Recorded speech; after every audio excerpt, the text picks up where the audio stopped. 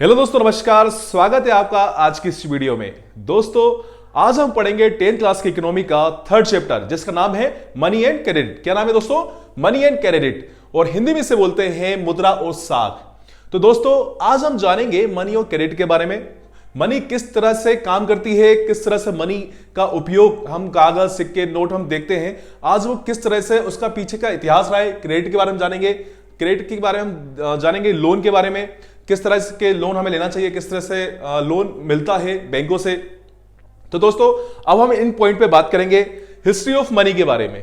हम इनको जानने की, डिटेल में जानने की कोशिश करेंगे कि मनी का इतिहास क्या रहा है। दोस्तों, मनी का बहुत बड़ा इतिहास है, क्योंकि मनी का इसलिए इतिहास हम बड़ा मानते हैं क्योंकि आज मनी के अलावा, मनी नहीं है तो कुछ नहीं है ना। क्योंकि मनी नहीं है तो कुछ नहीं है, और मनी के ऊपर सब डिपेंड है। क्या है दोस्तों? डिपेंड है, हर चीज डिपेंड है। आज आपके खाने पीने, हॉस्पिटल, पढ़ाई लिखाई, सब आज जो पढ़ रहे हैं आप, सब मनी पे डिपेंड है। आज आपका मोबाइल का रिचार्ज भी होता है तो बिना मनी के आप अपना मोबाइल ऐप यूज नहीं कर सकते हैं। तो इस तरह मनी का इतिहास एक बहुत बड़ा रहा है। और मनी पर डिपेंड क्या है? सारे खुशी और गम, सारे खुशी और क्या है? गम। ना जुदा होंगे हम, हर चीज मनी पे डिपेंड है आज के टाइम पे। तो दोस्तों, सबसे बड़ा ख्याल रखना, सारी खुशियां, सारे गम, सब पे डिपेंड किस पे करती है? मनी पे। तो इसलिए हमें मनी जानना बहुत ही आवश्यक है। और इकोनॉमी का जो चैप्टर है, जो पूरी इकोनॉमी, किसी भी देश की इकोनॉमी है, तो वो किस पे है? मनी भाई पे। किस पे भाई? मनी भाई पे। तो हमें मनी भाई को बहुत अच्छे से जानना है, उसकी हिस्ट्री के बारे में जानना है। और आज आप इस वीडियो में आपने सुन लिया, आपने पढ़ लिया, और आपने अपनी एनसीईआरटी बुक से पढ़ लिया या कोई भी स्टेट की बुक है, तो आप मनी के बारे में खूब अच्छे से समझ जाएंगे, और कभी आप नहीं भूलोगे, और आप मतलब क्लास में टॉप करोगे। और क्या, टॉप तो करोगे ही करोगे। अपने कोई भी एग्जाम है उसमें इधर से जो भी क्वेश्चन आएंगे मनी एंड क्रेडिट से, आप सारे के सारे 100% सही करके आएंगे। ठीक है? तो आपको मनी अच्छे से समझना है, क्योंकि ये मनी भाई है, इस पर सब चीज डिपेंड है, खुशी हो या गम, ना कभी होंगे जुदा हम। ठीक है? फिर हम सेकंड बात करेंगे डिफरेंट फॉर्म्स ऑफ मनी की। भाई, मनी के क्या क्या फॉर्म्स रहे, क्या है, क्या क्या फॉर्म्स रहे। हम मनी के फॉर्म्स के बारे में बात करेंगे, बैंकिंग सिस्टम के बारे में बात करेंगे, किस प्रकार से बैंकिंग सिस्टम प्रणाली आई, और बैंकिंग का सिस्टम कैसा क्या है, कैसे बैंक काम करती है। हम क्रेडिट लोन के बारे में बात करेंगे। हम बात जानेंगे why should take the credit loan. हमें लोन किससे लेना चाहिए, हमें लोन किससे लेना चाहिए, क्यों लेना चाहिए, है ना, वो क्या फायदे, क्या नुकसान। हम ये भी जानने की कोशिश करेंगे कि भाई इसके एडवांटेजेस एंड डिसएडवांटेजेस। ठीक है? इसके नुकसान और फायदे क्या हैं, क्रेडिट लोन के लेने के नुकसान और फायदे क्या हैं, इसके बारे में हम जानने की कोशिश करेंगे। क्योंकि आप सभी अभी क्लास में हैं, आपका ज्यादा इनसे पाला पड़ा नहीं है, तो आप अपने घर वालों से पूछ सकते हैं किस तरह से काम करता है ना। तो हम ये सब चीज हम जानने की कोशिश करेंगे, तो आप अच्छे से हर चीज समझ जाएंगे, लोन के बारे में, क्रेडिट के बारे में और मनी के बारे में। आप हर चीज देखते हैं, आजकल ट्रांजेक्शन होता है ना, आजकल तो ऑनलाइन सब चीज होने लगा है, धड़ाधड़ लोन, ऑनलाइन लोन भी मिलने लगे हैं। ठीक है? फर्जी ऐप जो हम लोग डाउनलोड करते हैं उससे कई लोग लोन लेने लगे हैं, है ना। तो ये सब चीजें आज हम सब जानेंगे इस चैप्टर में, मनी एंड क्रेडिट के बारे में। तो चलिए दोस्तों, हम स्टार्ट करते हैं। आज मनी क्रेडिट को के बारे में जानते हैं और समझते हैं। तो चलिए दोस्तों, स्टार्ट करते हैं। दोस्तों, हमारे सामने एक टॉपिक है, वो इसका नाम है वस्तु विनिमय प्रणाली, मींस बार्टर सिस्टम। ये वही बार्टर सिस्टम है, ये वही वस्तु विनिमय प्रणाली है जिसके थ्रू पहले बिना सिक्के, बिना नोट के व्यापार हुआ करता था।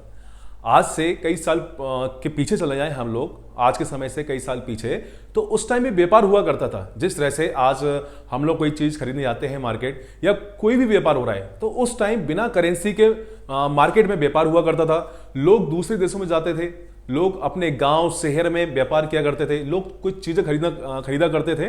वो किस चीज के द्वारा? उस टाइम करेंसी चलन में नहीं आई थी, मतलब नोट जो हमारे हैं, आज हम लाल पीले हरे जो नोट देखते हैं जब से मोदी जी आए हैं तो उस टाइम से आज जो नोट हमारे करेंसी, जो लाल पीले हरे नोट हैं मोदी जी के आने के बाद, तब से आज उस टाइम ऐसे नोट नहीं हुआ करते थे, ना सिक्के चलन में थे, ना नोट चलन में थे। तो उस टाइम व्यापार हुआ कैसे करता था? तो ये वही है कि वस्तु विनिमय प्रणाली, मतलब वाटर सिस्टम, जो व्यापार वस्तु के बदले वस्तु के द्वारा व्यापार हुआ करता था। तो दोस्तों, जैसे विनिमय की वह प्रणाली जिसमें लोग एक चीज के बदले, क्या है दोस्तों? विनिमय की वह प्रणाली, मतलब बार्टर सिस्टम की वह प्रणाली जिसमें लोग एक चीज के बदले, क्या दोस्तों? एक चीज के बदले दूसरी चीज की लेन देन करते थे। मींस आपने अपने शायद गांव में देखा हो, अभी भी गांव में चलन में है, गांव में अभी भी ऐसी चीजें चलन में है जो वस्तु के बदले वस्तु। आपने शायद बचपन में अपने कभी गांव गए हो या आपने कभी देखा हो नहीं देखा हो इस जनरेशन में, लेकिन आज से कुछ साल पहले भी, लेकिन आज भी कई गांवों में चलता है चीजें कि हम जैसे छोटे थे अपने दादा दादी के यहाँ जाया करते थे, तो हमें जैसे आइसक्रीम खानी है तो भाई आइसक्रीम वाला आया बाहर, हमने बोला दादाजी आइसक्रीम खानी है, तो दादाजी ने बोला कि बेटा ये आइसक्रीम वाले इधर बच्चे को आइसक्रीम दे। उन्होंने भैया आइसक्रीम निकाल के दी, तो दादा ने बोला एक काम करो, अंदर गोडाउन है, मतलब गेहूं। उस टाइम गांव में क्या होता था, घर में गेहूं होता था, गेहूं वाले का रूम होता था या नीचे तलघट टाइप का, उसमें गेहूं भरे हुआ करते थे। तो उस टाइम क्या होता था कि एक कटोरा मतलब आधा किलो 1 किलो के हिसाब से उनका भी नाप तोल का एक मीडियम होता था, मतलब उनका एक अंदाजन एक कटोरा बना के रखते थे, कप या गिलास, उसके हिसाब से आइसक्रीम वाला या कोई या बतासे वाला, फुल्की वाला या कोई भी आया तो उसको निकाल के दे दिया करते थे। तो भैया वो आइसक्रीम वाले ने आइसक्रीम निकाल के दी, तो दादू ने बोला, मतलब बाबा ने, कि भाई जाओ ले आओ 1 कटोरा गेहूं ले आओ जाओ। अब वो 1 कटोरा हमने जाके गेहूं निकाल के ले आए और आइसक्रीम वाले को दे दिया, और आइसक्रीम वाले ने आइसक्रीम दे दी। इसी प्रकार होता था कि भाई कोई भी हमें कपड़ा लेना है, टी शर्ट लेनी है, खिलौने लेने हैं, तो वस्तु के बदले वस्तु। आज गांव में भी कई प्रकार, जैसे किराने की दुकान हुआ करती है, तो भाई जो अनाज होता है, तो अनाज ले जाके अपने किराने का सामान, जो भी उन्हें साबुन तेल, जो भी शक्कर अक्कर लेनी पड़ती है, चाय पत्ती लेनी पड़ती है, तो वो उसके द्वारा किसके, जो भी उसके यहाँ गेहूं है, अनाज है, चावल है, दाल है, तो उसके बदले वो उस दूसरी वस्तु को ले लिया करता है। अब मान के चलो कि आपको, जैसे मुझे जरूरत है किस चीज की, सेब फल की, और सामने वाले को किसकी है, मुर्गे की। अब मैं कर रहा हूं मुर्गा पालन और सामने वाला सेब का फल है। अब मुझे चाहिए सेब, तो मैंने उससे सेब लिए, बदले में उसको चाहिए मुर्गा, तो मैंने उसको दे दिया मुर्गा, है ना। तो ऐसा होता है। या उस टाइम भेड़ वगैरह, है ना, तो भेड़ से व्यापार किया करते थे, किसी के पास भेड़ है ना, जो मछली पालन वाला है, जिसके पास मछली पालन कर रहा है, या किसी के पास कुछ उससे सब्जी या कुछ अनाज लेना है, तो उसके बदले उसकी वो ले लिया। लेकिन इसी प्रकार ये वाटर सिस्टम चला करता था। वाटर सिस्टम में और भी हम देखें तो आज के टाइम पे क्या होता था, गांव पे भी आप कई जगह आप देखा होगा आपने, शायद आपने देखा हो नहीं देखा हो, लेकिन स्कूल की जो फीस तक होती है, बच्चों की स्कूल की फीस तक होती है, तो प्रिंसिपल क्या, मास्टर क्या क्या होता था भैया, वो अनाज की, गेहूं बोरे साल के साल, मतलब ऐसे जैसे हम सिटियों में फीस देते हैं हर महीने, हमारी हर महीने फीस आया करती है, लेकिन गांव में ये होता है कि साल में जब फसल होती है, धान होती है, तो वो डायरेक्ट गेहूं जो अनाज है वो प्रिंसिपल या सर के यहाँ डायरेक्ट पहुंच जाता है साल के साल। या किसी डॉक्टर है, डॉक्टर साल भर इलाज कर रहा है, लेकिन डॉक्टर को पता है कि साल का जो अनाज है वो अनाज उधर से आ जाएगा, मतलब जो मरीज है उसने इलाज तो कर दिया पूरे साल भर, लेकिन उस साल पे जब फसल होगी तो वो फसल का जितना भी पैसा बना है, जो भी, तो अनाज गेहूं के बोरे उसके घर पहुंच जाएंगे, डॉक्टर के यहाँ, स्कूल प्रिंसिपल के यहाँ। तो ये होता है वस्तु के बदले वस्तु, आज की पढ़ाई लिखाई। ठीक है, तो दोस्तों आज भी ये चीजें देखा जाता है, ऐसी चीजें देखी जाती है। मैं आपको सही बताऊं तो अभी कुछ सालों तक, जैसे आप बुंदेलखंड में चले जाओ, अपने मध्य प्रदेश के मालवा क्षेत्र में चले जाओ, है ना, या फिर राजस्थान में कुछ गांव में आज भी चल रहा है, नॉर्थ इंडिया में चल रहा है आज भी कई गांव में, यूपी बिहार चल रहा है आज के टाइम। आप देखोगे, अगर वहां से आप बिलोंग करते हो तो वहां पे आपको देखने को मिला होगा। तो इस चीज को हम क्या बोलते हैं, वस्तु विनिमय प्रणाली, मींस बार्टर सिस्टम। तो बार्टर सिस्टम को आप अच्छे से समझ लीजिए। ये जो टॉपिक है दोस्तों, ये बहुत ही ज्यादा इंपॉर्टेंट है। ये हर क्वेश्चन, मतलब जितने भी एग्जाम होते हैं उसमें बार्टर सिस्टम के बारे में पूछा जाता है, वस्तु विनिमय प्रणाली। वस्तु विनिमय प्रणाली के बारे में इसमें से 100% मैं आपको गारंटी दे रहा हूं 3-4 क्वेश्चन आते ही हैं, और आप इसको अच्छे समझ लीजिए। तो वस्तु विनिमय प्रणाली की बस एक ही परिभाषा है, क्या है, कि एक चीज के बदले दूसरी चीज, मींस एक चीज के बदले दूसरी चीज, मतलब एक वस्तु के बदले, आज मेरे पास पेन है और आपके पास क्या है, मान के चलो मेरे पास पेंसिल है, आपके पास रबड़ है, तो मैं पेंसिल, मुझे रबड़ की जरूरत है और आपको पेंसिल की जरूरत है, तो आपने वो रबड़ मेरे को दे दी, पेंसिल आपने ले ली, है ना। ऐसा पेन, आप कुछ भी एग्जांपल ले सकते हैं, ठीक है। तो या जैसे कि मुझे अनाज की जरूरत है, आप मेरे पास बुक्स हैं, तो आपने अनाज लिया है मेरे पास और मैंने आपको बुक्स दे दी। तो ऐसी वस्तु विनिमय प्रणाली का जो व्यापार है आज भी कई गांवों में देखा जाता है। आप कभी नोटिस करना, किसी गांव में जाके ऐसा करके देखना, आपको देखने को मिलेगा ये चीजें। या अपने मम्मी पापा दादा दादी से पूछना, उनके टाइम पे ऐसा हो, तो वो आपको बताएंगे किस तरह से वस्तु विनिमय प्रणाली हुआ करती थी। दोस्तों इसका हम देखेंगे मुद्रा का प्रचलन। मुद्रा का प्रचलन शुरू होने से पहले लोग इस प्रणाली प्रयोग करते थे। मतलब जब मुद्रा का प्रयोग नहीं होता था तब इस प्रणाली का प्रयोग किया करते थे। जैसा कि मैंने आपको बताया, दादाजी उस टाइम आइसक्रीम वाला आया और आइसक्रीम से उन्होंने बोला कि जाओ एक बाउल ले आओ, एक कटोरा ले आओ गेहूं, उसको दिया, उसने मुझे आइसक्रीम दे दी। इसी प्रकार आज भी कुछ लोग वस्तु विनिमय प्रणाली का इस्तेमाल करते हैं। तो दोस्तों, जिस तरह मैंने आपको बताया कि नॉर्थ इंडिया में आप जाओगे, यूपी, बिहार, राजस्थान या मध्य प्रदेश के मालवा क्षेत्रों में हो गया, बुंदेलखंड में हो गया, आज भी कई गांवों में, बहुत सारे गांवों में बिना करेंसी, बिना नोट के व्यापार होता है। मतलब सामान खरीदा जाता है। क्या होता है कि भाई आज उनके क्या है, आज के टाइम की बता रहा हूं मैं आपको कि गाँव में जो होता है, गाँव में फसल हो जाती है, फसल अनाज रखा रहता है, तो उसके बदले किराने की दुकान गए या आइसक्रीम वाला आया या कोई भी टी शर्ट कपड़े की दुकान है, उसको अनाज दे दिया जाता है ले जाके, या गेहूं लेके एक झोले में भर के ले गए, गेहूं दे दिया, उसके बदले में वो चीज ले आए। जितनी उसकी मुद्रा है, मतलब उतने किलो के हिसाब से जितनी उसकी रुपए बन रहे हैं, उस हिसाब से दुकानदार लेता है और उसके बदले वो चीज दे देता है। ठीक है दोस्तों, आज भी कुछ लोग, अब होता क्या है, जैसे आज के टाइम जब आप लोग हैं भाई, कोई भी जरूरत है आपकी किसी भी चीज की, आपको मोबाइल चाहिए, गाड़ी चाहिए, टी शर्ट चाहिए, कुछ फ्लिपकार्ट से बनाए, तो आज के टाइम पे बहुत सारी सुविधाएं, यूपीआई है, फोन पे, गूगल पे है, करेंसी है, नोट है। आज के टाइम में कुछ किसी भी चीज की जरूरत है आपको, पापा पैसे दो ना, पापा पैसे दो ना, सामान लेना है, तो तुरंत उन्हें पापा ने दिया 500 का नोट, 2000 का नोट। 2000 का नोट तो आजकल देखने को नहीं मिल रहा है, तो उन्होंने दिया 500 का नोट या 100 का नोट दिया, 200 का नोट दिया, तुरंत आपने जाके दुकानदार को दिया और सामान ले लिया। तो आपने पापा को इमोशनल कर दिया, उन्होंने करेंसी नोट दी और आप उन्होंने कर दिया। लेकिन ऐसे ही आप सोच के देखोगे, पिछले टाइम पे जब बच्चे जब रोया करते थे कि भाई मेरे को आइसक्रीम खानी है या कुछ सामान चाहिए, तो उन्होंने क्या करा, जाओ बेटा गेहूं ले जाओ और सामान ले आओ जाके। तो ये सब उस टाइम व्यापार ऐसे हुआ करता था। आप इमेजिन करें, अगर आपने कभी देखा भी नहीं हो तो आप इस तरह की चीजें इमेजिन करके देखें कि किस तरह से इस प्रकार, जैसे आज हम करेंसी के द्वारा व्यापार करते हैं या कुछ चीज खरीदते हैं, तो उस टाइम भी कैसे लोग खरीदा करते थे। ठीक है दोस्तों, अब हम नेक्स्ट टॉपिक की ओर चलते हैं। अभी हमने पढ़ा बार्टर सिस्टम, मींस वस्तुएं विनिमय प्रणाली।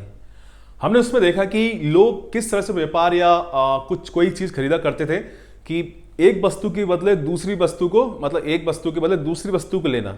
ठीक है, जिस तरह से मैं कुछ सेब चाहिए, सामने वाले को कुछ दूसरी चीज चाहिए, मतलब जूते चाहिए, मोबाइल चाहिए, है ना। तो अब मुझे ऐसे व्यक्ति को उस टाइम वस्तुएं प्रणाली में, बार्टर सिस्टम में एक दूसरे से अदला बदली करके वस्तु से व्यापार हो जा रहा था, या कोई जिस चीज को किसी की आवश्यकता है, किसी को या दूसरे सामने वाले को जो नीड्स है, एक दूसरे को उससे हो जा रही थी, जो व्यक्ति वस्तु के बदले वस्तु देकर। लेकिन इसके पीछे बाद हमें देखना पड़ता है कि आवश्यकताओं का दोहरा सहयोग भी होना बहुत जरूरी है। Means double coincidence of wants, means लोगों के लिए double coincidence of wants fulfil होना चाहिए। मतलब हमें ऐसे व्यक्ति को ढूंढना पड़ेगा। अब जो व्यक्ति, मतलब वस्तु में विनिमय प्रणाली में वाटर सिस्टम की सबसे बड़ी कमजोरी क्या थी कि हमें ऐसे व्यक्ति को ढूंढना है कि उसको मेरे सेब की जरूरत हो या मेरे जूते की जरूरत हो, और मुझे सेब की जरूरत है, तो भाई मैं सामने वाले से सेब भी ले लूं, और उसको सामने वाले को अगर जूते की जरूरत है तो मेरे जूते ले ले वो। तो हमें ऐसे व्यक्ति को ढूंढना पड़ता था, तो उसकी हमें वाटर सिस्टम में बहुत बड़ी कमजोरी देखी गई। कैसे? वस्तु प्रणाली के लिए जरूरी शर्त क्या थी? आवश्यकताओं का दोहरा सहयोग। यह वस्तु विनिमय प्रणाली की सबसे बड़ी कमजोरी भी होती है, मतलब आवश्यकताओं का दोहरा सहयोग। मतलब मान लीजिए कि एक उदाहरण है कि आप अपने सेब के बदले आप संतरे चाहते हैं, या जूते चाहते हैं, संतरे चाहते हैं। ऐसी स्थिति में क्या करना पड़ेगा? आपको किसी ऐसे व्यक्ति को ढूंढना होगा जिसे अपने संतरे के बदले एक सेब चाहिए। मींस अब सामने वाले को सेब चाहिए, मेरे पास जूते हैं, तो मैंने भाई जूते लेके गया, अब जूते लेके ढूंढ रहा हूं मैं हर जगह, गांव में मिल गया तो अच्छी बात है जिसको चाहिए, और मुझे सेब चाहिए। अब मुझे सेब वाले को ढूंढना है कि भाई मुझे सेब मुझे मिल जाए, और सामने वाले को जूते की जरूरत हो, जूते ले ले। अब लेकिन सामने वाले जूते नहीं है, पता चला गया 10 किलोमीटर चला गया, 20 किलोमीटर चला गया, सामने वाले जूते की जरूरत नहीं है। पूरे गांव भर में ढूंढ लिया मैंने या शहर में ढूंढ लिया, तो उसको जूते की जरूरत ही नहीं है। मैं बैठा हूं, अब मुझे सेब की जरूरत है, मुझे सेब खाना है, फिर सामने वाले को जूते नहीं है। फिर उसे क्या चीज चाहिए? अब भाई उसने बोला मेरे को जूते की जरूरत है नहीं, जूते मेरे पास है, मेरे को चाहिए क्या? मुझे कुछ और चाहिए, है ना, किराने का सामान चाहिए, कुछ घर के लिए कुछ सामान चाहिए, तो उसने उसकी डिमांड रखी। फिर मुझे दूसरी चीज जगह जाना पड़ेगा, किसी तीसरे को ढूंढना पड़ेगा, चौथे को ढूंढना पड़ेगा। तो ऐसे इसकी बहुत सारी शर्तें हुआ करती थी वस्तु विनिमय प्रणाली की। जो ऐसे दो लोगों को ढूंढना जो एक दूसरे की चीज की अदल बदल करना चाहते हैं, यह आसान काम नहीं था। यह बहुत ही हमें लगता है आसान काम, हमें लग रहा होगा वस्तु प्रणाली बहुत ही आसान काम होगा, सुन के बड़ा अच्छा लगता है कि बहुत आसान होगा, लेकिन इसकी भी कई जगह पे ऐसी बहुत सारी चीजें थी जो उसकी पूर्ति नहीं हो पाती थी।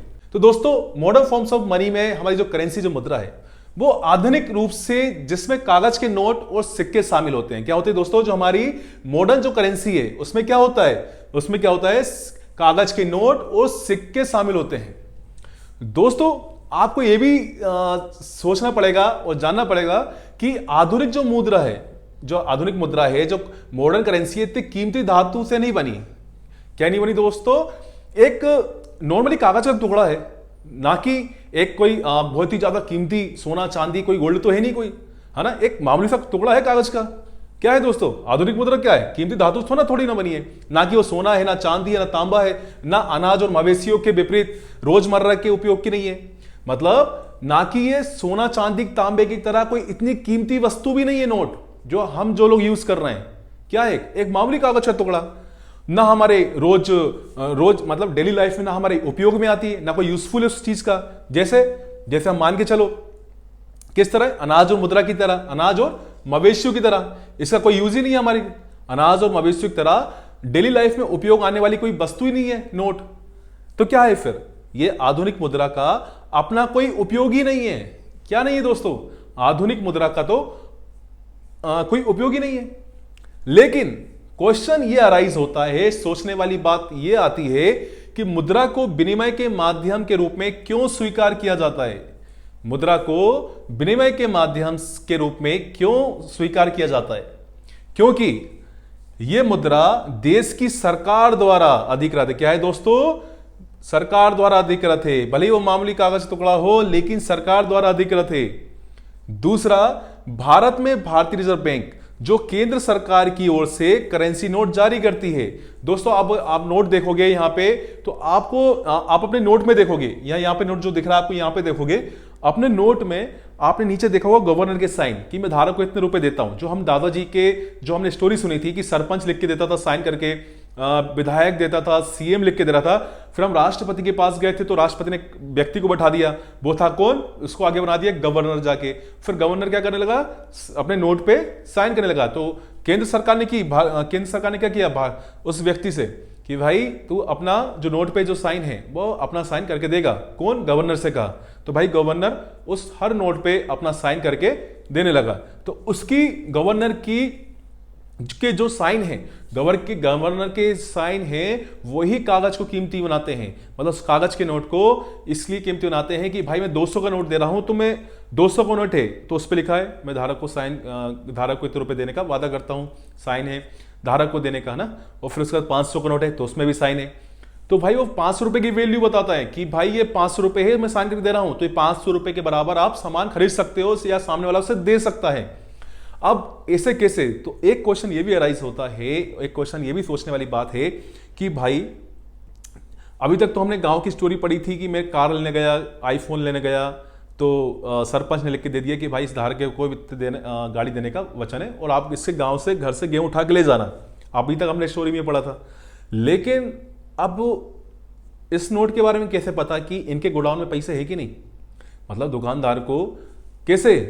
तो भाई कोई भी करेंसी जब जारी होती है या 500 रुपये या 2000 का नोट है, तो जब वो साइन करके हमें देते हैं तो उस हिसाब से उस बैंक में हमारे जो देश की जीडीपी में उतना फॉरेक्स मनी होना चाहिए, उतना गोल्ड होना चाहिए, उतना विदेशी मुद्रा होना चाहिए, तब जाके उस नोट की वैल्यू बनती है। क्या बनती है दोस्तों? तब जाके उस देश की जो नोट की वैल्यू बनती है। जिस प्रकार से हमने पढ़ा था कि गांव में गेहूं है, तब जाके दुकान वाला बिलीव कर रहा था कि तीसरा व्यक्ति जब उसको साइन करके दे रहा था कि हाँ भाई इनके पास उतना गेहूं है।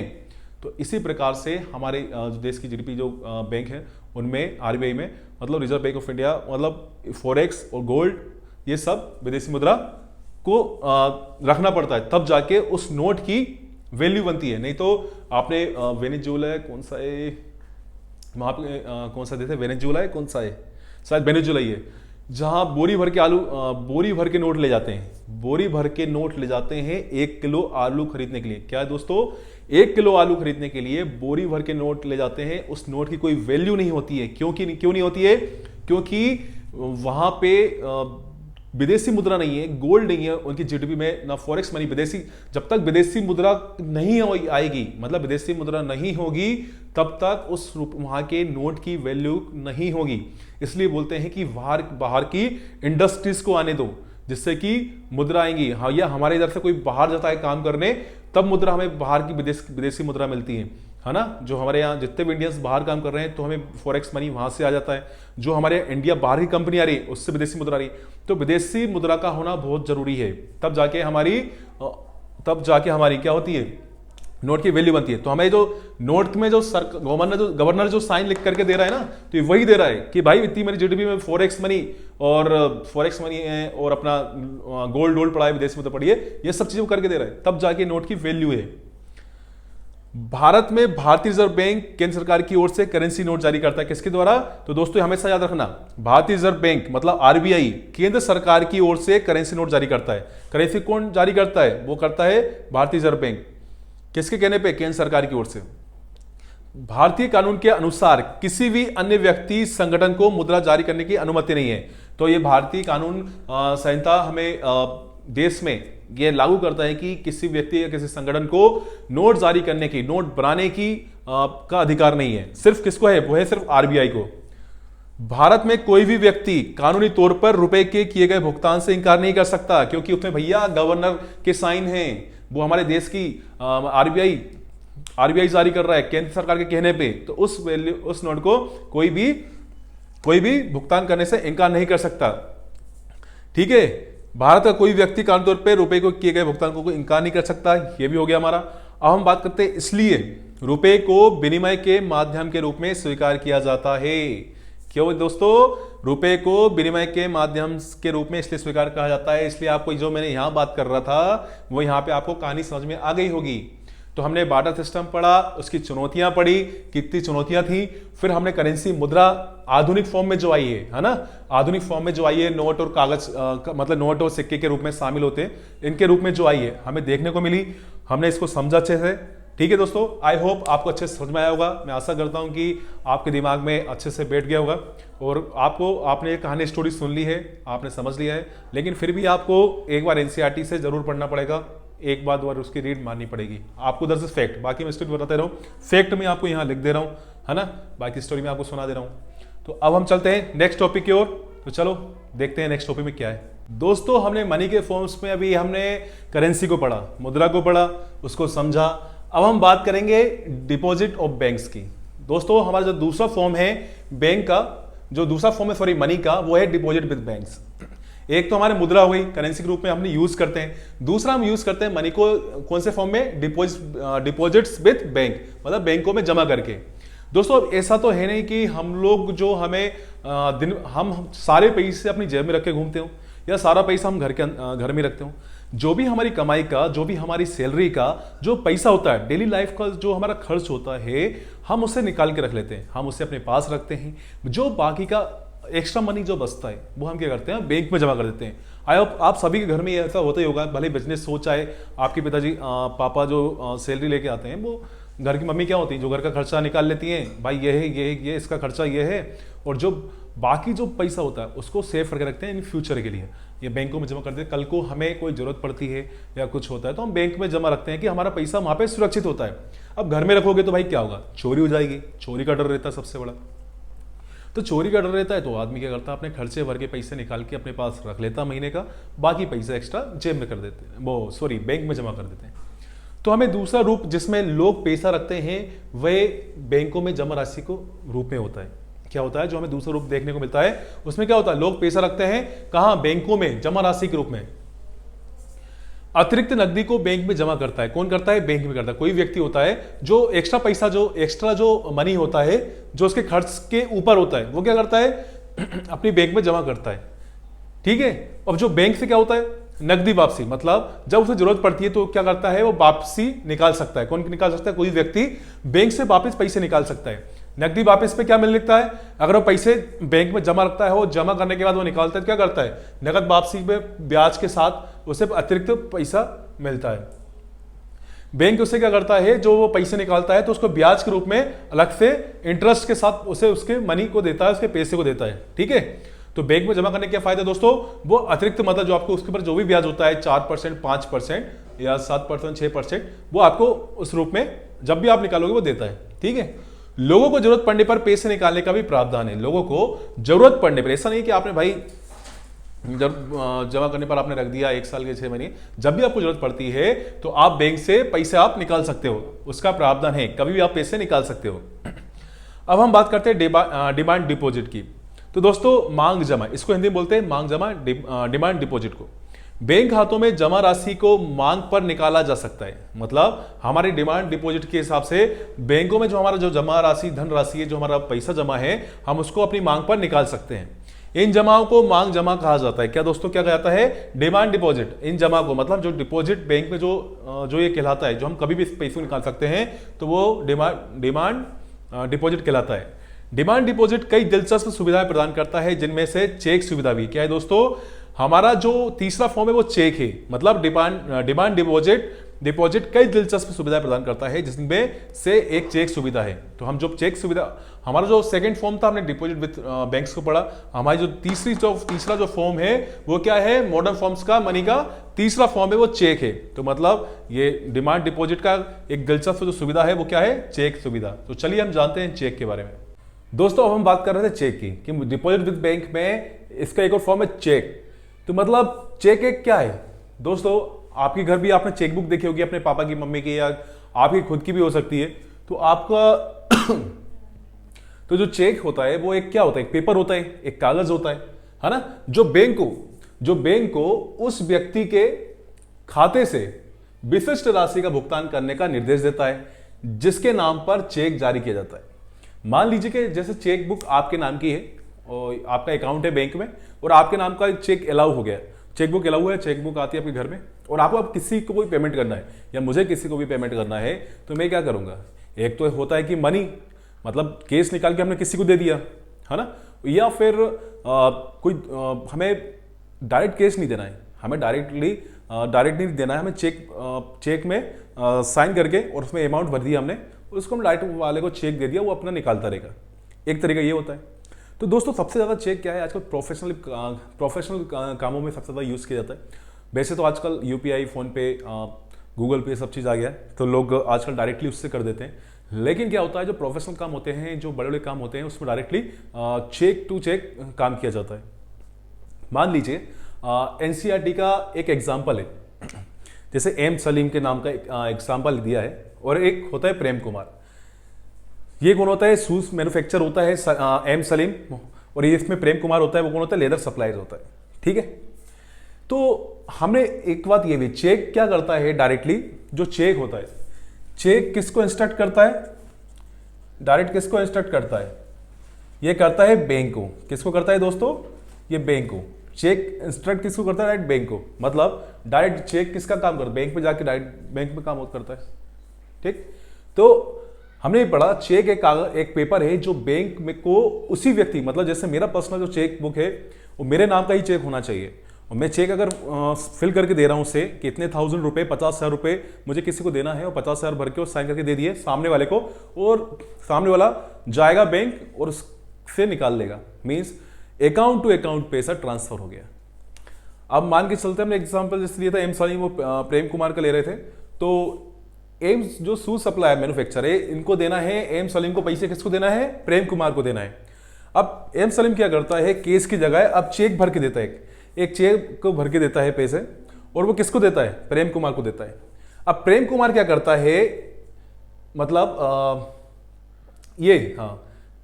एम सलीम किसको देता है, प्रेम कुमार को देता है चेक। क्या देता है दोस्तों, चेक देता है। ठीक है, ये इसको चेक फिल करके देता है, और प्रेम कुमार किसको देता है, ये प्रेम कुमार देता है बैंक को, ये बैंक को देता है।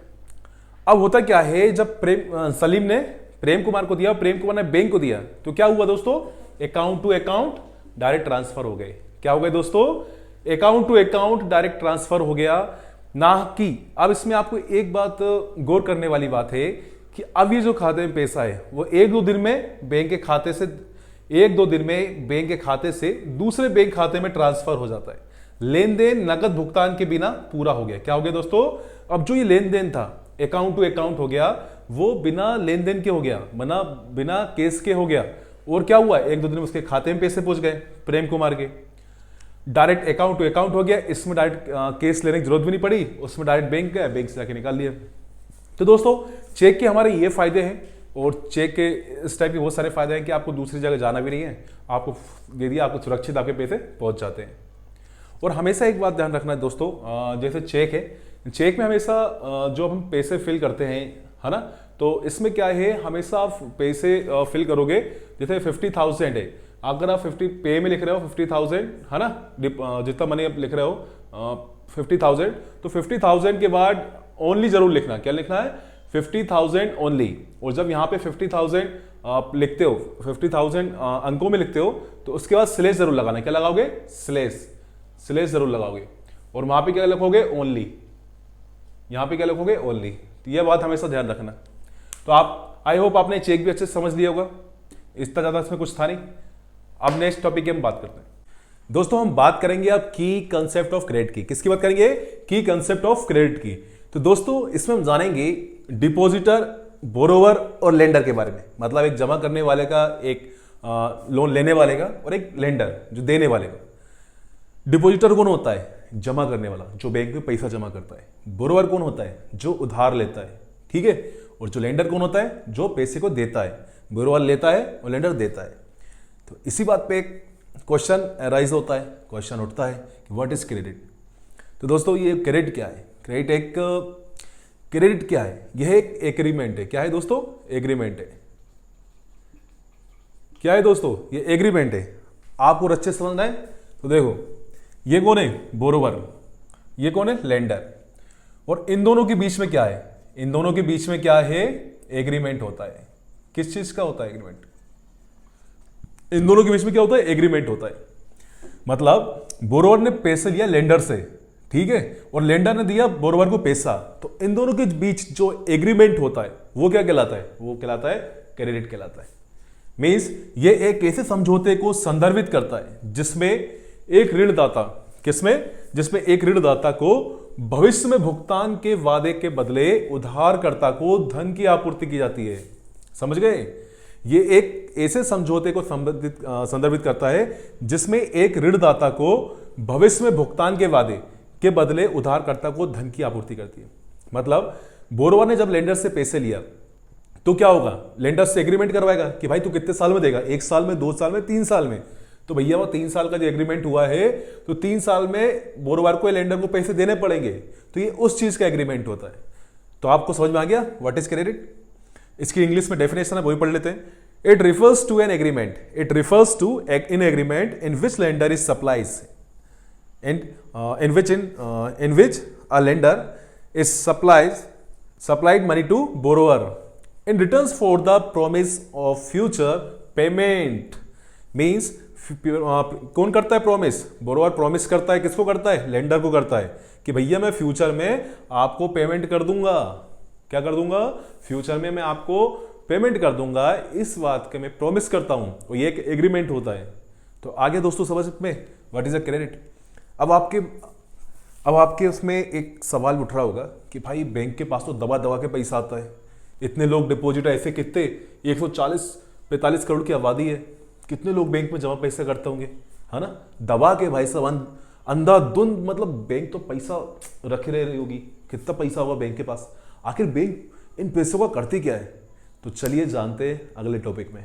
दोस्तों आप सभी के मन में आखिर क्वेश्चन राइज होता है, दिमाग में क्वेश्चन आता ही होगा कि आखिर बैंक इतने ज्यादा पैसे करती क्या है? जो जमा पैसे उसके पास होते हैं, डिपॉजिट जो पैसे लोग करते हैं, आखिर इतने पैसे को करती क्या है? What bank do with the deposit? तो दोस्तों अपन सरल भाषा में समझें, तो सरल आपको भाषा में समझाऊं तो होता क्या है, कहां पे लिखूं? यहां पे मान के चलो, ये चलो यहां पे बना लेते हैं। ये कौन है? ये डिपॉजिटर्स है। कौन है? जो डिपॉजिट करने वाले लोग हैं, ठीक है। और ये क्या हो गई? बैंक हो गई। क्या हो गई दोस्तों? बैंक हो गई। अब भैया बैंक क्या करती है?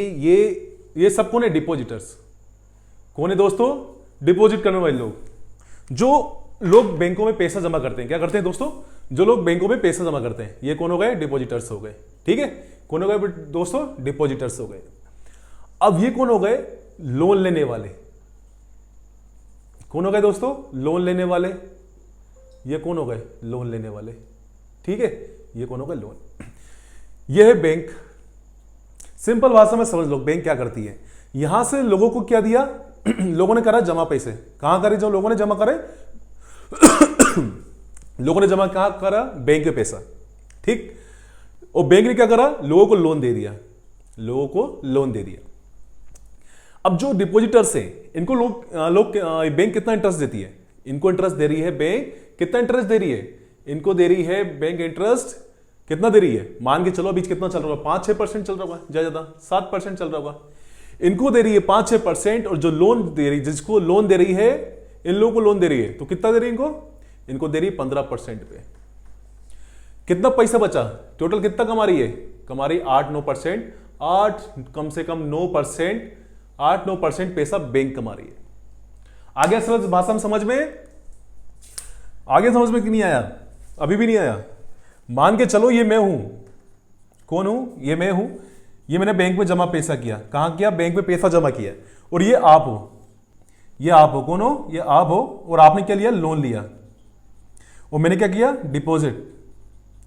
अब मेरे जैसे कितने लाखों लोग होंगे? 145 करोड़ की आबादी है। ठीक है, अब ऐसे कितनी जगह बैंक है, तो बैंक क्या करती है? जो इतने सारे जो डिपॉजिटर्स उसके पास बैंक में पैसा जमा करने आते हैं, उन सबका सिर्फ 15% बैंक रखती है। क्या करती है? इन सबका 50% बैंक रखती है डिपॉजिटर्स का, और बाकी 70% ये क्या करती है? बांट देती है। 75% लोगों में लोन बांट देती है। मतलब बैंक सिर्फ अपने पास टोटल 15% रखती है, और बाकी 70 से 75% ये लोन दे देती है। अब जब लोन देती है, तो लोन में अब बैंक का खर्चा कैसे चलता है? आपके मन में भी ख्याल आता होगा कि बैंक का खर्चा कैसे चलता है। आखिर बैंक पैसे कहां से कमाती है? तो बैंक पैसा ऐसे कमाती है दोस्तों। सिंपल भाषा में आप देखो कि यहां पे बैंक में मैंने पैसा जमा किया, ये मैं हूं, ये मैंने पैसा जमा किया, तो बैंक मेरे को कितना दे रही है? बैंक मेरे को कितना दे रही है? बैंक मेरे को दे रही है कितने परसेंट दे रही है? बैंक मेरे को दे रही है कितने परसेंट? ओनली डिपॉजिट करने कितने दे रही? 5-6% दे रही है कि भाई मेरा तुम्हारा पैसा सुरक्षित है मेरे पास। तुम्हारा पैसा, मैंने बोला ये मेरा पैसा सुरक्षित रखा है, तो वो सुरक्षित रखने का कितना परसेंट पैसा ले रही है मुझसे? 5 से 6% मुझसे दे रही है। सॉरी, मेरे पैसे जमा रखने का मुझे कितना ब्याज दे रही है? 6%। मतलब इंटरेस्ट कितना दे रही? मेरे पैसे पे 6% दे रही है सालाना का। और यही वो लोन अब बैंक दे रही है किसको? मेरा पैसा उठा के दूसरे व्यक्ति को लोन दे रही है, मतलब आपको लोन दे रही है। तो कितना लोन आपसे कितना ले रही है? आपसे ले रही है कितना ब्याज ले रही है? आपको पैसा दिया, आपको ये पैसा दिया, और वापस सालाना में आपसे इंटरेस्ट कितना ले रही है? 15%। कितना ले रही है दोस्तों? 15%। अब आप ही सोचो, 6% ब्याज मुझे दे रही है। कितना दे रही है? मेरे पैसे पे 6% ब्याज दे रही है, और आपसे कितना ले रही है? 15%, मतलब 15%। मतलब मेरा पैसा ही आपको चलाकर 15% आपसे ब्याज ले रही है, इंटरेस्ट ले रही है। तो बैंक की कमाई कितनी हो गई है? कम से कम 11% हो गई। मतलब 6% ही, मतलब सॉरी 9%, कम से कम 8 से 9% बैंक कमाती है पैसा। हमारे पैसे से ही, जनता के पैसे से ही ये लोन देकर जनता से ही पैसे कमाती है बैंक। तो आप समझ में आ गया कि बैंक का खर्चा चलता कहां से, बैंक पैसा कमाती कहां से। बैंक सिर्फ अपने पास 15% क्यों रखती है? 15% इतने सारा पैसा होने के बाद 15% इसलिए रखती है क्योंकि जो डेली जो ट्रांजैक्शंस होते हैं, अब जैसे कई लोग हैं, अब भाई जैसे बैंक रखती है ना कि 3 साल के लिए मैं आपको इतना ब्याज दूंगी, 5 साल के लिए ब्याज जमा रखने पर आप 5 साल जमा रखोगे इतना ब्याज दूंगी। एफडी, कई एफडी लोग बनवा लेते हैं, या फिर कोई 1 महीने के लिए रखता है, 2 महीने, 3 महीने। तो बैंक बोलती है यार एक काम पता लगाओ लोग कितने साल की रखेंगे या कितने महीने के लिए रख रहे हैं। तो बैंक क्या करती है? हर 15 दिन में देखती है कितना पैसा अपने पास, उसका 15%, टोटल 15% अपने पास रखती है। बाकी सारा पैसा क्या करती है भाई? दे देती है लोन में, लोगों को लोन बांट देती है। आओ भाई आओ।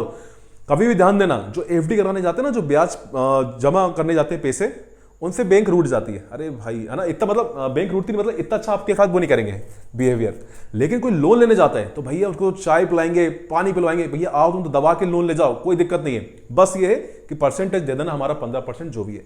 तो इसमें भैया तीनों का फायदा होता है। बैंक कौन है? लेंडर है। लोन वाला कौन है? बोरोवर है। ठीक है, और ये डिपॉजिटर से, ये तीनों फायदे में रहते हैं। कौन रहते हैं दोस्तों? ब्लैक पेन कहां गया? हाँ ये दोस्तों, इसमें क्या होता है, तीनों लोग फायदे में रहते हैं। देखो हमारा कौन है? डिपॉजिटर सी फायदे में रहा। बैंक कौन है? लेंडर, ये भी फायदे में रहा। और कौन है? बैंक की हो गया, और अपने बोरोवर, ये तीनों फायदे में रहते हैं। क्योंकि भाई डिपॉजिटर ने क्या करा? बैंक में पैसा जमा करा, अपने बैंक में पैसा जमा करा तो उसका पैसा सुरक्षित है भैया। जब पैसा सुरक्षित है, उसका सेफली है, तो उसको उल्टा पैसा मिल रहा है, उल्टा इंटरेस्ट इसको मिल रहा है 5 से 6% का। तो भाई बहुत है 5-6%। और बाकी इसको जो बैंक है, बाकी जो बोरोवर है, जो उधार लेने वाला व्यक्ति है, अब इसका भाई वक्त पे काम चल गया, इसके घर जो भी हो, शादी हो, फीस भरना हो, कॉलेज की किसी भी कुछ भी काम हो, बिजनेस चालू करना हो, इसका भाई काम चल गया, और इसने सालाना में जो भी 15% 14% जो ब्याज था बैंक को दे दिया। तो इससे क्या हुआ? तीनों का काम चल गया, तीनों को फायदा हो गया। बैंक को भी फायदा हो गया, डिपॉजिटर्स को भी फायदा हो गया, और बोरोवर को भी फायदा हो गया। तो भाई अगर जब बिजनेस के लिए इसने पैसा लिया होगा तो ये भी तो पैसा कमाएगा ना। तो इन तीनों में तीनों लोगों को फायदा हो गया। तो अब आ गई बैंक की कहानी समझ में आपको। बैंक कैसे काम करती है? मतलब मैंने, किसी ने जमा किया मेरे को, मैं बैंक हूं, और दूसरे ने लोन ले लिया, तो उससे मैंने कमाया, लोन वाले से कमाया, उल्टा उसको दे दिया। उसी के पे डिपॉजिटर्स के पैसे को मैंने लोन वाले को दे दिया, और लोन वाले से पैसे कमा के मैंने फिर डिपॉजिटर्स को दे दिया। ये होती बैंक की कमाई। ठीक है, तो पढ़ लेते हैं हम जरा क्या क्या लिखा है। बैंक अपनी जमा राशि का एक छोटा हिस्सा रोजमर्रा के लेन देन के लिए नकदी के रूप में रखता है। जैसे मैंने आपको बताया, बैंक क्या करता है? छोटा सा हिस्सा रखता है जो डेली ट्रांजैक्शन के लिए रखता है, कि भाई कल को कोई खड़ा हो गया, भाई मेरे को पैसे चाहिए, तो उसको देने के लिए 15% हिस्सा रखता है। कोई व्यक्ति आ जाए तो उसको अपन दे दें। ठीक है, अब होता क्या है, सैलरी आती है किसी की 20,000 रुपये आ रही है, तो भाई वो मम्मियाँ होती ना कि भाई किराने का देना है, दूध का देना है, इसका देना, फलाना ठिकाना, ये सामान देना है। तो क्या करते हैं बाबा लोग? वो आधा पैसा दे देते हैं, बाकी पैसा बैंक में रख देते हैं। तो ऐसे 145 करोड़ की आबादी वाले देश में जब बैंक में जमा होता है पैसा, तो भाई वो 15% अपने पास रखती है डेली ट्रांजैक्शन के लिए, बाकी पैसा लोन में बांट देती है। ठीक है, आगे समझ में। भारत में बैंक अपनी जमा राशि का 15% नगद के रूप में रखती है। क्या रखती है? भारत बैंक अपनी जमा राशि का 15% नगद के रूप में रखती है। बैंक अधिकांश जमा राशि का उपयोग ऋण देने में करते हैं। किसमें करते हैं? ऋण देने में, मतलब बोरोवर को ऋण देने में। ठीक है, लोन देने में करती है। बैंक ऋण दर पर उच्च ब्याज दर लेते हैं। किस पे लेते हैं? बैंक जब लोन देती है ना, तो उस पर क्या करती है? उच्च ब्याज दर लेती है, मतलब हाई से हाई ब्याज लेती है। और प्राइवेट बैंक तो खतरनाक लेती है। बैंक के लिए आय मुख्य स्रोत है। क्या है? बैंक का जो आय का, जो इनकम का जो सोर्स है, वो क्या है? जो इनकम का सोर्स है वो क्या है? वो यही है, लोन देना, लोन बांटो। लाभ का छोटा सा हिस्सा जमाकर्ता के साथ जमा पर ब्याज के रूप में साझा किया जाता है। मतलब लाभ का छोटा हिस्सा जमाकर्ता के साथ जमा पर ब्याज के रूप में दिया जाता है। मतलब जो डिपॉजिटर्स होते हैं, जो ने लोन का बैंक ने पैसा जो लाभांश कमाया है, वो किसको? डिपॉजिटर्स को देते हैं, 5-6% को देते हैं। ठीक है दोस्तों, आपको अच्छे समझ में आ गया होगा लोन कैसे काम करता है बैंक में, और क्रेडिट अपने अच्छे समझाए दोनों उसमें। तो चलते हैं अब नेक्स्ट टॉपिक की ओर, बात करते हैं आगे। क्या समझ में आया तुम्हें? हमारे यहाँ सुसाइड करता है। अब अगला टॉपिक है टर्म्स ऑफ क्रेडिट।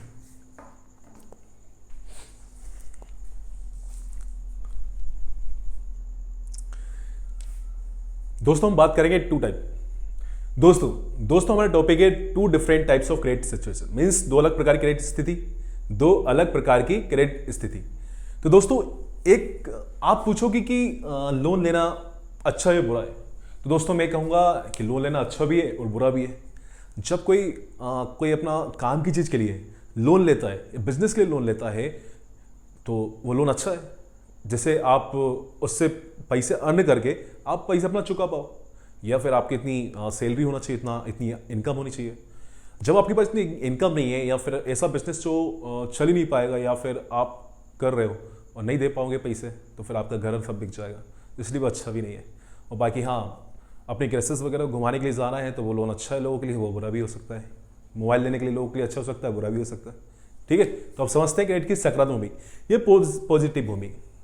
आपने एनसीईआरटी में एनसीईआरटी में एक एग्जाम्पल दिया है, एनसीईआरटी बुक में एक एग्जाम्पल दिया है, जब ऋण लोन के वादे के समय पर चुकाया जाता है, मतलब ये पॉजिटिव दिखा गया, लोन एंड क्रेडिट का सकारात्मक भूमिका।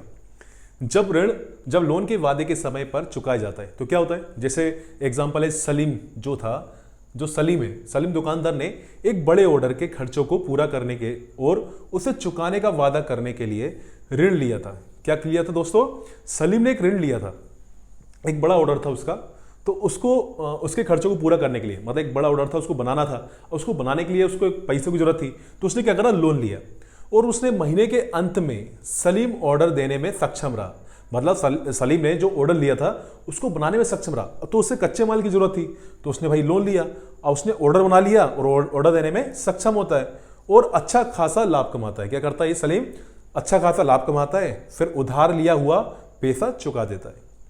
तो ये थी दोस्तों positive news of credit, means credit की सकारात्मक भूमिका। सॉरी दोस्तों, तो ये चुका देता है, तो ये हो जाती है पॉजिटिव न्यूज। अब हम देखते हैं दूसरी निगेटिव न्यूज। क्या दोस्तों देखते हैं, जो कि निगेटिव न्यूज है। जब एक और एग्जांपल एनसीईआरटी बुक में, जो कि सपना का, जब लोन के वादे के समय पर जब लोन नहीं चुकाया जाता है तो क्या होता है।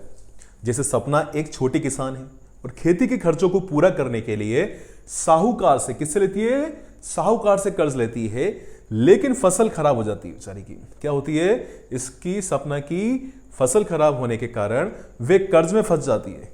क्या है दोस्तों, कर्ज चुकाने में असमर्थ हो जाती है और वो कर्ज के जाल में फंस जाती है। जब वो कर्ज के जाल में फंस जाती है तो इसी को बोलते हैं हे कर्ज का जाल। क्या बोलते हैं दोस्तों, कर्ज का जाल मींस डेब्ट ट्रैप।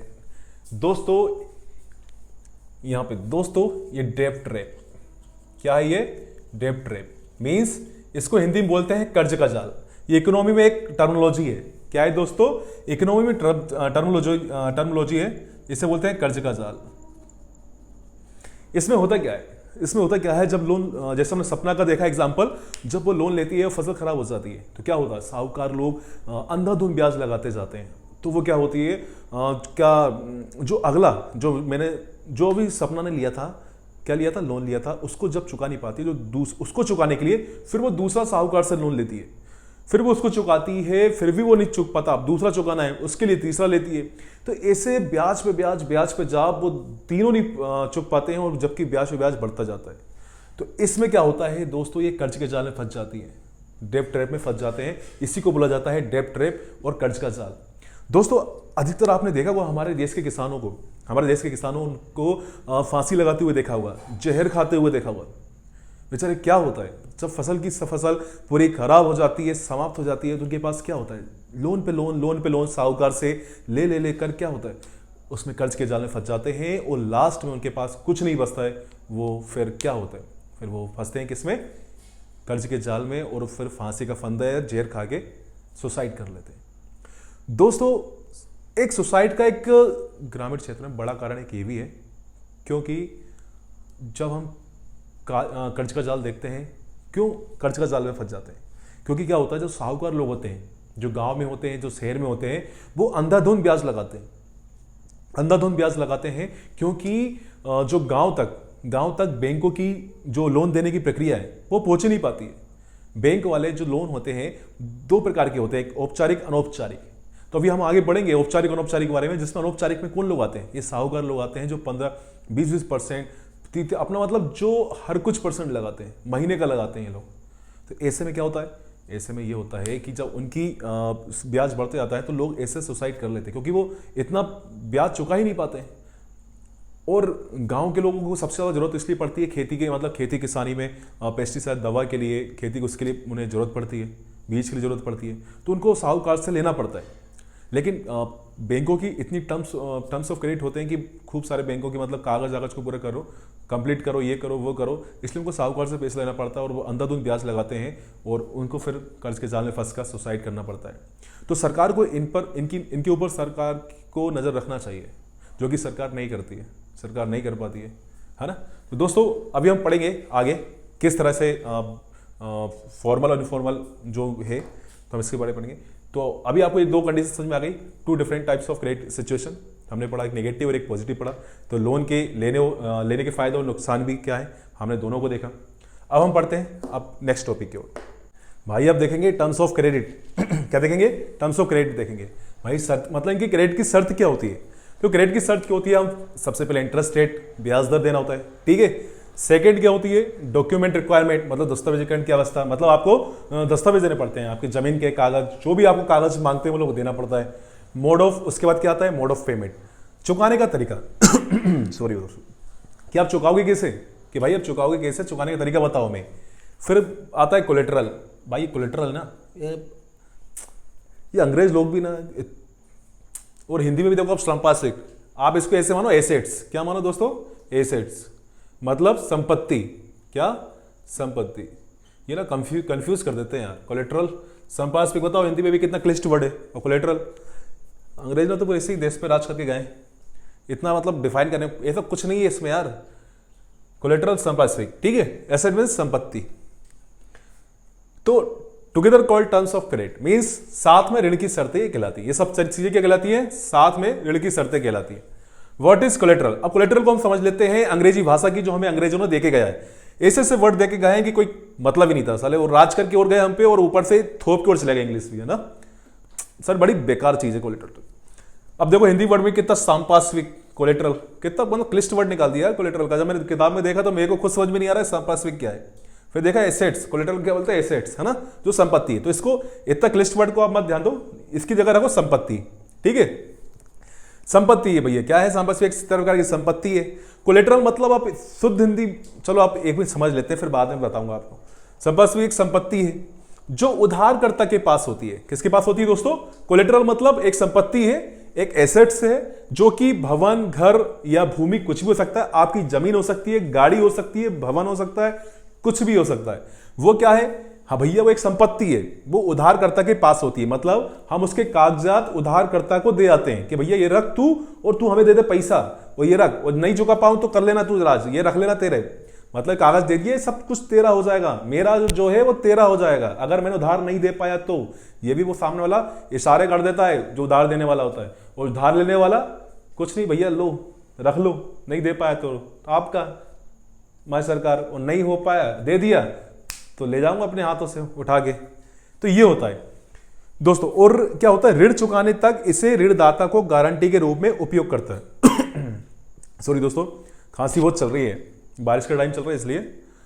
ऋण चुकाने तक इसे मतलब अब जो जिसने लोन लिया है, जब तक वो लोन नहीं चुकाएगा तब तक ऋणदाता को गारंटी के रूप में उपयोग करता है। मतलब जितने भी उसके एसेट्स, मतलब संपत्ति, जितने भी कागज आगज, गाड़ी घोड़ा भवन, सबके अगर किसके पास रखता है, लोन देने वाले के पास, तो वो क्या करता है, वो गारंटी के रूप में काम करता है। क्या करता है दोस्तों, गारंटी के रूप में काम करता है। तीसरा क्या है, यदि उधारकर्ता ऋण चुकाने में विफल रहता है, क्या होता है विफल, मतलब चुका ही नहीं पाएगा, तो क्या होगा, ऋणदाता को भुगतान प्राप्त करने के लिए संपत्ति या संपत्ति बेचने का अधिकार है। मतलब भैया मेरे को किसी ने दिया लोन, मेरे को क्या दिया, मैं दूंगा ना दूसरे को लोन, तो भाई चल हाँ मैंने किसी को लोन दिया दूसरे को, उसने संपत्ति नहीं चुका पाया, उसने मत संपत्ति, सॉरी यार मैं भी क्या बोल रहा हूँ, हाँ अगर मैंने किसी को लोन दिया, लोन मैंने कर दिया, अगर उसने मेरा पैसा नहीं चुका पाया तो जितने भी उसके कागज है, जमीन का कागज रखा उसने, कार का रखा, भवन का रखा, घर का रखा, क्या होगा, नहीं चुका पाया तो मैंने क्या करा, उसका सब कुछ बेच मारा, कार रख ली, घर रख लिया, वो जमीन मेरे नाम से हो गई, बेच दिया उसको मैंने। अब वो कहाँ पे आ गया, वो रोडपति हो गया, रोड पे आ गया ना वो, तो सामने वाला मेरा लोन चुका ही नहीं पाया, वो कंगाल हो गया। ऐसा ही क्या होता है, उधारकर्ता ऋण चुकाने विफल रहता है और ऋणदाता को भुगतान प्राप्त करने के लिए संपत्ति या बेचने का अधिकार है। संपत्ति ऋणदाता के लिए सुरक्षा के रूप में कार्य करता है। क्या करता है, संपत्ति ऋणदाता के लिए, मतलब जो अपना ऋण दाता है, मतलब जैसे मैं ऋणदाता मतलब लोन देने वाला मतलब मेरे लिए एक सुरक्षा की मतलब एक सुरक्षा के लिए रूप में, मतलब मेरा पैसा डूबेगा नहीं। मतलब आपने किसी को दिया 50 रुपए दिए, भले 100 रुपए दिए, आपके बदले में उसने आपने कुछ ले लिए, तो आपका पैसा डूबेगा नहीं, क्योंकि वो तो अपना सामान लेगा ना वापस, इसलिए तो ये से सुरक्षा की दृष्टि से जो ऋणदाता देता है, मतलब जो लोन देता है, उसके लिए सुरक्षा का काम करता है। तो दोस्तों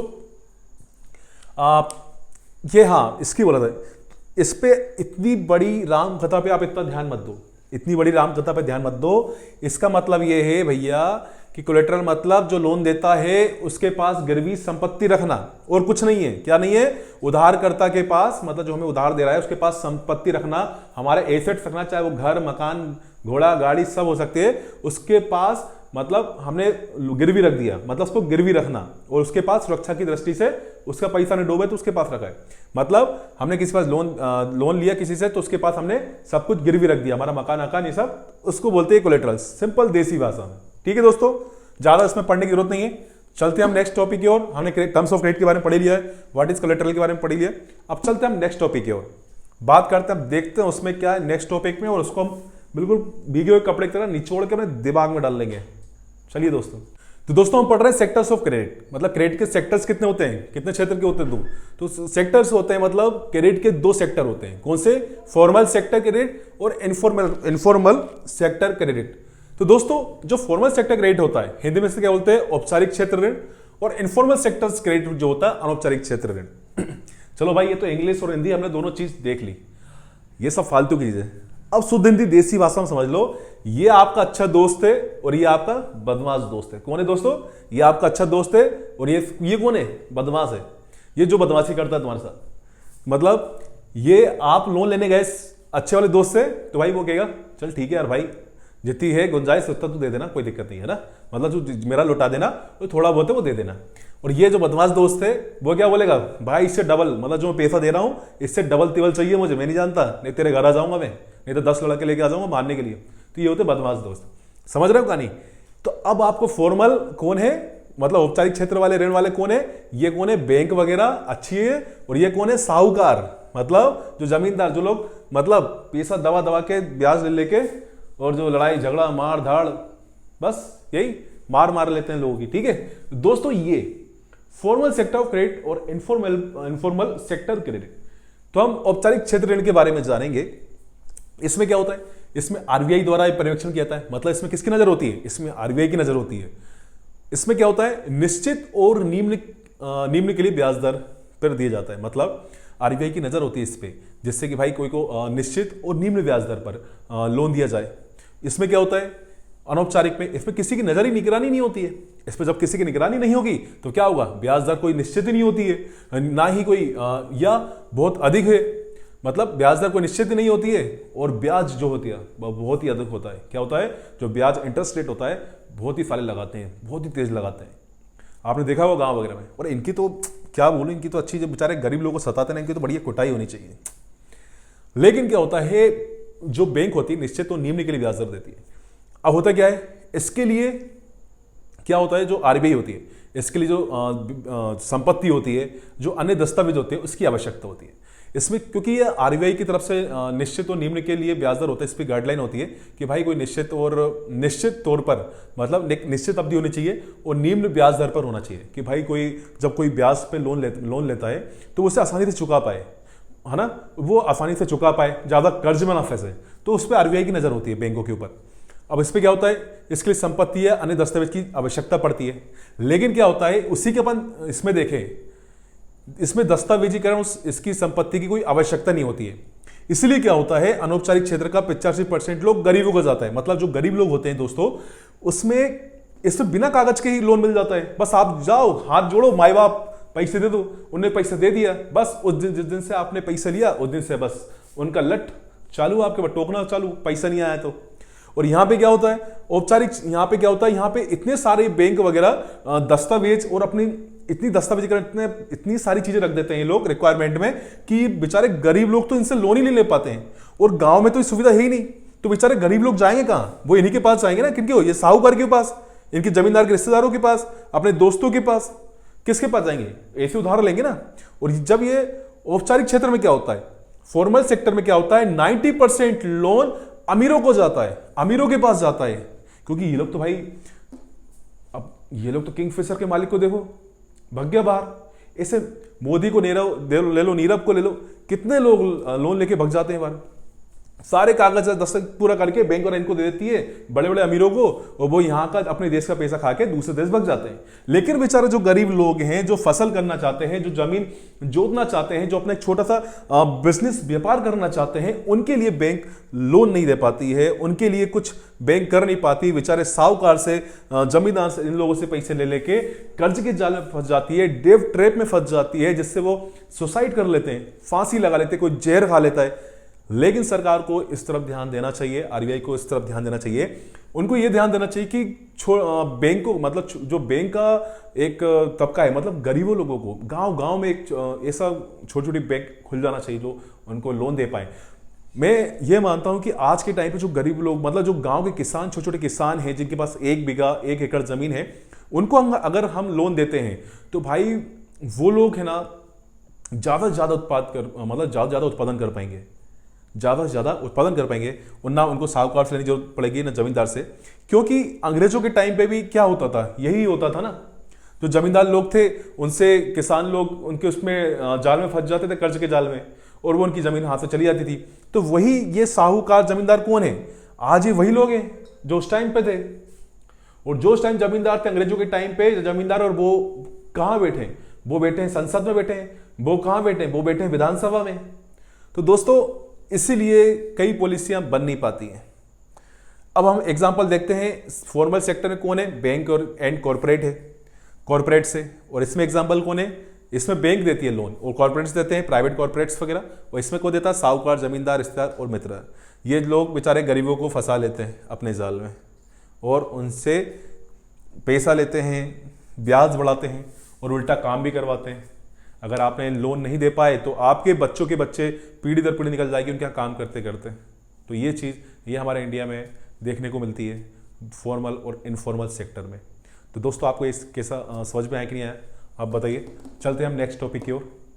दोस्तों अगर आपसे कोई क्वेश्चन कर ले, या आपके एग्जाम में कोई क्वेश्चन आ जाए कि गरीब परिवार लोन लेने के लिए अनौपचारिक क्षेत्र पर निर्भर क्यों होते हैं, मीन्स गरीब परिवार लोन लेने के लिए इनफॉर्मल सेक्टर पर निर्भर क्यों होते हैं, क्यों डिपेंड होते हैं, तो उसका सिंपल सा एक जवाब है, शिक्षा का अभाव के कारण। क्या है दोस्तों? लेक ऑफ एजुकेशन, मीन्स शिक्षा का अभाव। वहां पे क्या है, देखो वो लोग क्या गरीब होते हैं, इतना शिक्षा पा नहीं पाते हैं, क्योंकि इतना पैसा नहीं होता है कि प्राइवेट स्कूल जा पाए, है ना। तो जो छोटे मोटे जो गांव के जो होते हैं गवर्नमेंट स्कूल होते हैं, उसमें अपना वो एजुकेशन कर पाते हैं। अधिकतर लोग, गरीब लोग अपने बच्चों को स्कूल भेजते नहीं थे।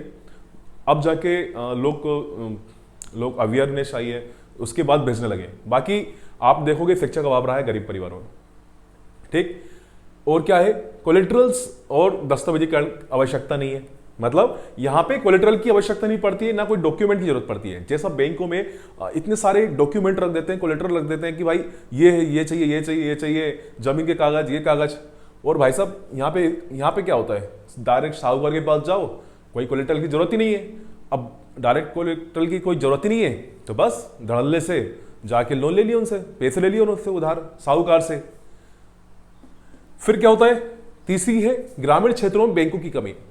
बैंकों की कमी सबसे ज्यादा देखी गई है। आप अपने भारत देश में जानते ही हो, इंडिया हमारी कंट्री में हर जगह अवेलेबल नहीं होती बैंक, मतलब छोटे छोटे गांव शहरों में बैंक है ही नहीं, है ना। तो जब गांव तक बैंकों की पहुंच नहीं होगी तो उनको लोन कैसे मिल पाएगा, लोन मिल ही नहीं पाएगा। तो अब हमारे आखिरी टॉपिक की ओर चलते हैं, जिसका नाम है सेल्फ हेल्प ग्रुप, मीन्स स्वयं सहायता समूह। दोस्तों सबसे पहले सेल्फ हेल्प ग्रुप मीन्स स्वयं सहायता समूह सबसे पहले एडॉप्ट किया गया था बांग्लादेश में। कहां किया गया था दोस्तों? बांग्लादेश में एडॉप्ट किया गया था। किसके लिए किया गया था? ये किया गया था वुमेन्स एम्पावरमेंट के लिए। किसके लिए किया गया था? वुमेन एम्पावरमेंट के लिए किया गया था, मीन्स महिलाओं के लिए किया गया था। होता क्या है, इसमें ग्रामीण क्षेत्रों में महिलाओं द्वारा चलाया जाता है। कहां चलाया जाता है दोस्तों? ग्रामीण क्षेत्रों में महिलाओं द्वारा चलाया जाता है। और इसमें कितने लोग सदस्य रहते हैं? इसमें रहते 15 से 20 सदस्य रहते हैं। क्या रहते हैं दोस्तों? 15 से 20 सदस्य रहते हैं। इनका क्या है, इसमें महिलाएं जो रहती हैं, इसमें ये लोग क्या करते हैं कि 25 से 100 रुपए क्या करते हैं आपस में, ये आपस में एक साथ, मतलब ये लोग क्या करते हैं, जो अपनी बचत का जो पैसे निकलते हैं, बचत के जो रुपए निकलते हैं 25 से लेकर 100 रुपए तक, ये आपसी में क्या करते हैं, जमा करते हैं। ये लोग जमा करने के बाद ये लोग जमा करते हैं, फिर क्या करते हैं, अपनी जिसको भी जरूरत होती है उस ग्रुप में, जिसको भी जरूरत होती है पैसों की, तो ये आपसी में लेन देन कर लेते हैं, आपसी में एक दूसरे को उधार दे देते हैं, मतलब छोटे छोटे लोन ले लेते हैं, मतलब छोटे लोन दे देते हैं एक दूसरे को, आपसी में ही एक दूसरे को लोन दे देते हैं। फिर क्या होता है, जब बैंक देखती है, जब बैंक इन समूह को देखती है, किसको देखती है, इन समूह को देखती है 1-2 साल तक, 1-2 साल तक देखती है कि भाई ये लोग तो बहुत अच्छा काम कर रहे हैं, मतलब ये लोग तो अच्छा काम कर रहे हैं, और 1-2 साल तक सब एक दूसरे को जो पैसा उधार दिया जाता है वो वापस चुका दिया जाता है। तो बैंक उसको नजर रखती है और देखती है। फिर बाद में क्या करती है, बैंक बोलती है भैया तुम लोग बहुत अच्छा काम कर रहे हो, तुम लोग बहुत अच्छा काम कर रहे हो, तो अब आप लोग एक काम किया करो कि हमसे भी लोन लेके चला जाया करो। अब आपको और भी जरूरत पड़े लोन की तो हमसे लोन ले लिया करो। तो अब बैंक भी इन लोगों को ग्रुप में सबको लोन देने के लिए देने लगती है, क्योंकि ये लोग एलिजिबल हो जाते हैं, मतलब इसके पात्र हो जाते हैं। तो ये हमने पढ़ा भी स्वयं सहायता समूह के बारे में। Self help group, self help group कहाँ आया था, सबसे पहले अडॉप्ट किया गया था बांग्लादेश में विमेन एम्पावरमेंट के लिए। तो अब इसके हमें क्या करते हैं, एडवांटेज देख लेते हैं। क्या करते हैं, एडवांटेज मींस लाभ देख लेते हैं। अब इसके लाभ क्या क्या है दोस्तों, एडवांटेजेस इसके हैं कि भाई ये महिलाओं के लिए सबसे बड़ा ये स्वरोजगार का अवसर है। मतलब एक महिलाओं के लिए ये रोजगार के लिए, उनके लिए मतलब उनकी जॉब्स के लिए मतलब एक अच्छा सुनहरा अवसर है। मतलब उनके लिए ये मतलब लोन मिलता है, लोन ले सकते हैं, ग्रुप बना के लोन ले सकते हैं भाई। लोन लेने के बाद अपने बढ़िया स्वरोजगार के लिए कुछ भी अपना काम धंधे पानी अपने चालू कर सकते हैं। सेकंड क्या है, ब्याज दर उचित मिल जाती है इनको। ब्याज दर जो है उचित, उसमें मतलब कम इंटरेस्ट रेट मिलता है, मतलब कम इंटरेस्ट रेट पे, कम ब्याज दर पे ये लोग पैसा उठा सकते हैं। जब लोन इनको बैंक दे रही है तो कम इंटरेस्ट रेट पर महिलाओं को लोन मिल जाता है। सबसे बड़ी बात यह है कि स्वास्थ्य, पोषण और घरेलू हिंसा, जैसे भाई किसी के घर घरेलू हिंसा जैसे है, घरेलू हिंसा हो रही है किसी के साथ, किसी महिला के साथ घरेलू हिंसा हो रही है, या मान के चलो स्वास्थ्य पोषण में कमी आ रही है, तो ऐसे मुद्दों को, ऐसे विभिन्न मुद्दों को क्या करते हैं और कार्य करने के लिए उन्हें एक मंच प्रदान किया जाता है। मतलब अब अपनी वो उसके साथ, किसी महिला के साथ गांव में अगर घरेलू हिंसा होती है, ठीक है, स्वास्थ्य पोषण पे कुछ कमी आती है, तो इनके लिए एक मंच के उस पे ये लोग इनको प्रदान किया जाता है कि इससे ये अपनी बात को रख सकते हैं, ये अपनी बात को रख सकते हैं, जिससे सरकार एक्शन में आ सकती है। तो ये था हमारा दोस्तों आखिरी टॉपिक। इसी के साथ चैप्टर की एंडिंग होती है और इसी के साथ भाई लोग तुम भी उठ सकते हो और अपने घर जा सकते हो। वीडियो होती है खत्म। तो हम चाहेंगे अब नेक्स्ट टॉपिक की ओर, जो कि हमारा अगला वीडियो रहेगा क्लास 10 का 4th चैप्टर। तो तब तक के लिए गुड बाय, अच्छे रहो, फिट रहो और मनी एंड क्रेडिट का हमेशा ध्यान रखना और अपनी पॉकेट में लाल पीले हरे नोट भर के रहना। तब तक के लिए गुड बाय।